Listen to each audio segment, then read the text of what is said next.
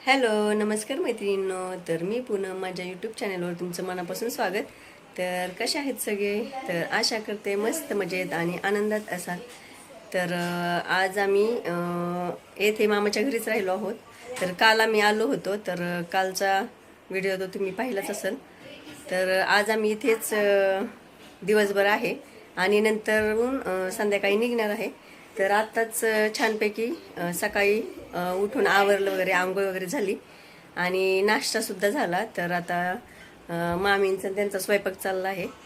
तर तोपर्यंत आम्ही दुसऱ्या मामांच्या घरी जाऊन येणार आहे, कारण त्यांनाही भेटायचं आहे.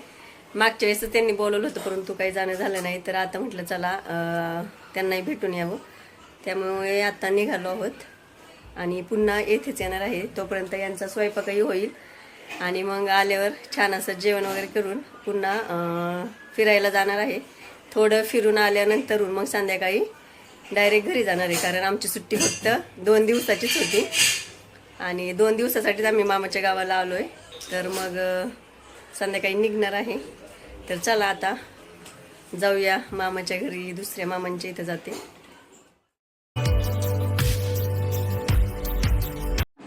तर आता आम्ही या मामांच्या घरी आलो आहोत. तर छान गप्पा वगैरे मारल्या. मग मामींनी छान असं थंड वगैरे सर्वांना दिलं. तर हे मामा आहेत ना, त्यांच्या इथे आत्ता 2-3 पोपट आहेत आणि खिडकीमध्ये आता तुम्हाला दिसतच असेल.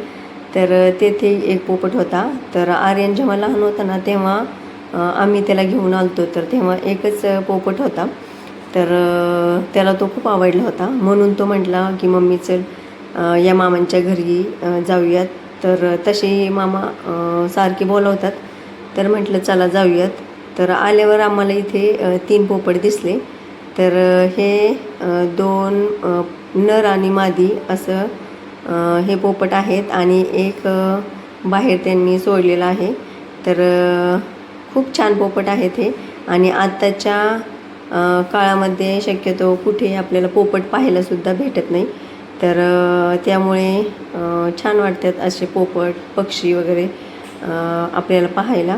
तर त्यांनाही खूप आवड आहे, त्यामुळे तेही असे बर्ड्स पाळतात. तर खूप दिवसापासून त्यांच्याकडे हे पोपट आहेत. तर जवळजवळ एक पोपट त्यांच्याकडे 15 वर्षापासून आहे. आणि आर्यननी जेव्हा आर्यन 5 ते 6 वर्षाचा होता ना, तेव्हा त्याने तो पोपट पाहिला होता. तर त्याला तो पोपट खूप आवडला. तर तो मामांना म्हणत होता, मामा मी घरी घेऊन जाऊया का म्हणून. तर मी त्याला नको बोलले, कारण आधीच आमच्या इथे सर्व प्राणी आम्ही पाळत असतो, कारण आर्यनच्या हट्टासाठी. आणि आर्यनलाही प्राणी किंवा पक्षी हे खूप आवडतात आणि तोही त्यांच्यावर खूप प्रेम करतो. परंतु सर्वच प्राणी किंवा पक्षी आपण पाळू शकत नाही ना. तर त्यामुळे मग मी त्याला नको बोलले. तर आत्ता सध्या शिजुकाही आम्ही त्याच्या हट्टासाठीच आणलेली आहे, कारण त्यालाही शिजुका खूप आवडते. तर मामा त्याला इथे बोलत होते की माझ्या हातावर हा पोपट बसला ना, तर तुझ्या हातावरही बसेल. परंतु त्याला खूप भीती वाटत होती. तरीसुद्धा कसा बसा त्याने हात पुढे केला व तो पोपट त्याच्या हातावर बसला. तर ते पाहून त्याला खूप आनंद वाटला आणि खूप छान वाटलं. तर त्यानंतर त्याच्या पप्पांच्या खांद्यावर त्याने तो पोपट ठेवला. तर एकदम तो आल्हाद उतरून त्याच्या जाळीमध्ये गेला. तर त्यानंतर मग आम्हाला घरी यायचं होतं, त्यामुळे लवकरच आम्ही माघारी आलो. तर तोपर्यंत मामींनी त्यांनी छान असा स्वयंपाक केला होता. मस्त अशी बिर्याणी व रस्सा आणि कोशिंबीर भाकरी हे सर्व बनवून ठेवलं होतं.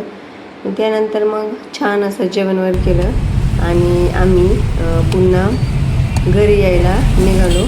तर घरी येताना येथे मुलांसाठी छान असं फन फेअर एक्झिबिशन भरले होते.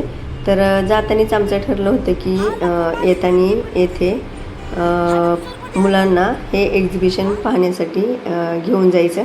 त्यामुळे मग आम्ही लवकरच निघालो होतो. तर आतमध्ये आल्यावर सुंदर अशी ही जलपरी आम्हाला दिसली आणि खरंच खूप छान होती ही जलपरी. आणि किती वेळ तरी बघा ना या जलपरीला पाण्यामध्ये ठेवलं होतं. तर ती एक छान अशी मुलगीच होती, परंतु तिला जलपरीचे कपडे वगैरे घातले होते आणि ती खरोखरच जलपरीसारखी दिसत होती.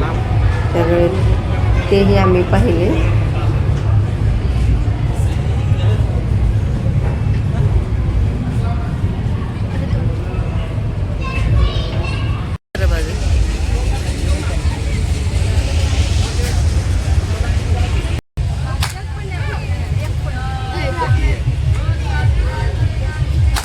अरे वा, हा मस्त मस्त छान खेळते. अरे